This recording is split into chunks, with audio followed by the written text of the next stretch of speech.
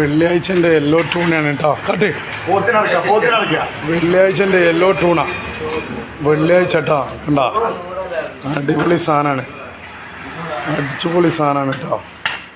സ്രാവ് ഉണ്ട്, ഒരു സ്രാവുണ്ട്, ചോരയും നീരുള്ള സ്രാവ്, അടിപൊളി സ്രാവ്.